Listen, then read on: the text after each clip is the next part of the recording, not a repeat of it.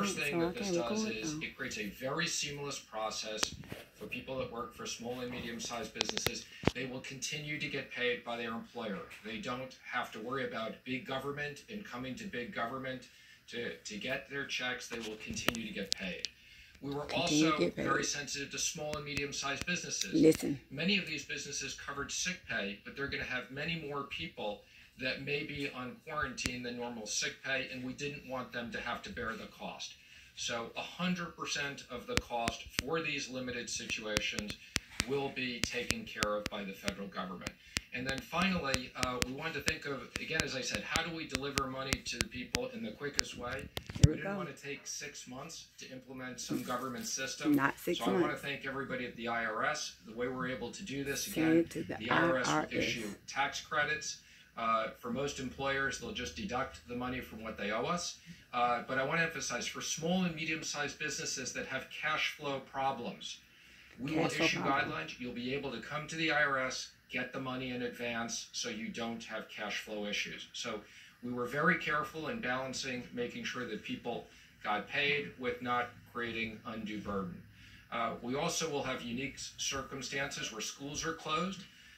In many places, parents may be able to telecommute and take care of their kids and continue to get paid for their companies, but in certain circumstances that parents have to be home to take care of youngsters or elderly people, again, we wanted to ensure that they had the ability to do that. And as the Vice President mentioned, for kids that received meals in schools, the schools are closed, we wanted to make sure that those kids would continue to get lunches paid for. I especially want to thank the task force. 2 things that were very important to us in this. There's a provision as it relates to masks. We can now ramp up to 30 million masks a month, and we wanted to make sure there was free testing, but there's also a provision that the states will communicate back to CDC these results. So we will very quickly get those results. Last thing I want to say is I thank the House for sticking around till very late last night at 12:30. I don't want people to be surprised. We will be doing a technical correction on Monday morning, despite us working very hard. Technical correction. We had language agreed with the Speaker and with Kevin McCarthy. It didn't get into the final bill. Last night at 12:30, Kevin, the Speaker, and I agreed that they would vote on it and have an agreement there'll be a technical correction. So I don't want anybody to come back on Monday morning and be surprised by that.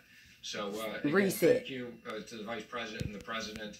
And let me also just say, I would describe this as like a baseball game. The first inning was the $8 billion.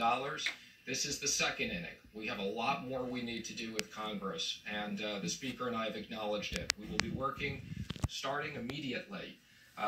The airlines industry in particular, no different than after 9/11, has a very unique circumstances. The cruise industry, the hotel industry, I would say we got a lot more work to do, and we very much appreciate the bipartisan support and anticipate rolling things out very quickly. All right. Thank you, Mr.